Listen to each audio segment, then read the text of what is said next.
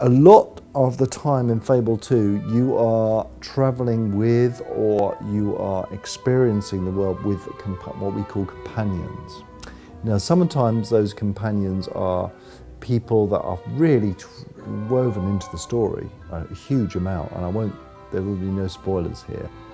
Other times, these are people that come with you for a little while and experience the story with you and then leave you. Other times, these are people that you've chosen. We completely allow you to drag along anyone you like or anyone you can convince to come with you in the Fable world. So if you like the look of a particularly nice woman, you can charm her and then bring her along and take her on an adventure with you, and she'll comment on it, and you know, she won't be tremendous help, but it's nice to have a, let's say, relaxation on the journey as you go adventuring. But the great things about these guys is that one of the things that we do in Fable 2 is we try never, or very, very rarely, to take any control away from you. While you're traveling, as you're traveling, people will be telling you stories. They'll be talking to you.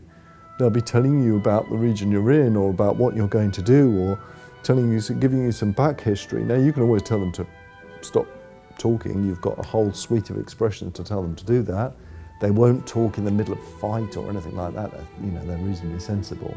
But it does mean that, you know, them telling you that story means that we don't have to have these really ridiculously long, tedious cutscenes that no one wants to see. Yeah, the Xbox Live Arcade game is coming out before Fable. There are 3 of them. And they allow you, they're like gambling games, and allow you to play these gambling games, and any money, and all money you accumulate in those games is imported to Fable when you own Fable. If you already own Fable, it's all automatic. What you'll find is if you've got your 50,000 that you've earned in the Xbox Live Arcade game, you'll find that as you go through the story, you don't get it immediately you start the game, because you start the game as a little kid. But as soon as you get out of being a kid, someone will walk up to you and say, "Here you go, have this," and that'll be the 50,000. You're then free to spend that 50,000 on anything you like. Clothes, weapons, augments, jewelry, customizations. You can go and buy a house with it.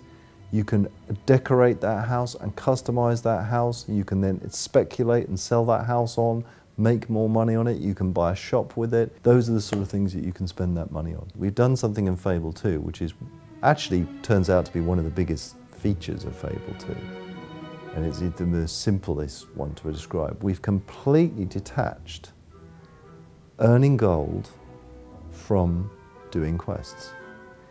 In Fable 1 and a lot of role-playing games, when you did a quest, you got gold, experience, and fame. While in Fable 2, you get experience and fame, but zip gold. You're going to have to go out and work for your gold. If you want to, you can get through the whole of Fable without ever having a job. You'll have pretty rubbish weapons, but you'll be super powered up on these buttons. You'll be able to use those weapons extremely well.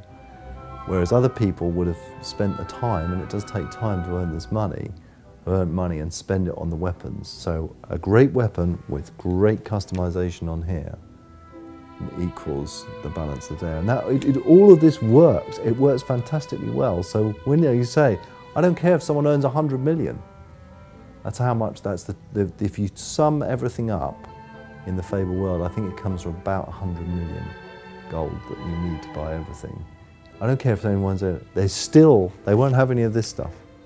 They'll only be able to mash this button, even with their great legendary weapon.